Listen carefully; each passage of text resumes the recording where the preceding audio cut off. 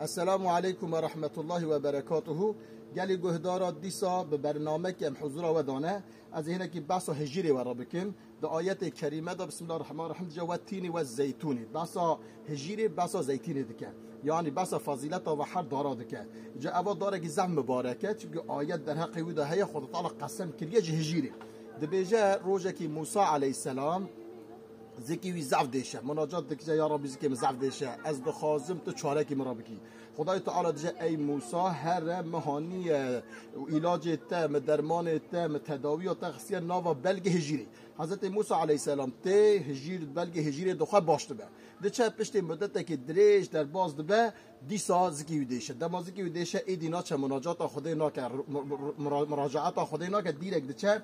بلگ هجری دخواه فقط چقدر دخواه جرا شفا چه نابه پشت وی دیسا مناجات دکه یا ربی اف چه حاله بری مهات مناجات تکیر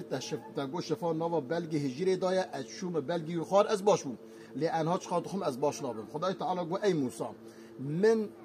تا مناجات مکر تا مخواست مجی هانی درمان تخصن نوا وی بلگی اگر از درمان تا نخمی اگر از ویتر نخمه شفا تو چه بخوشتر نابه شفا دمکی اولا گرت مناجات مبکی تم بخوازی پشت وی تو هر وی تشتی بخویم بروی از هوا را من دگه خو گازی دکم بتو نخاشا گلی نخاشا گلی حوالام یعنی اوی علاج دوا دکتر و تداوی دکه دکتر ودبه خویی طبیب ودبه خویی علاج دوا نبیجن او شفای دم شفا خدا داده دم توکل با خدا بینی برای خودی خدا جل جلاله خدا تعالی شفای ده ماده کی او به ماده تو باش بی نه اگر تو بجی ولا علاج ما باش دکه ولا تداوی دکتر باش که تشتکی وسا ممکن نینم نخاش حمیا را شفا خازم خدای تعالی شفای بده نخاش محمیا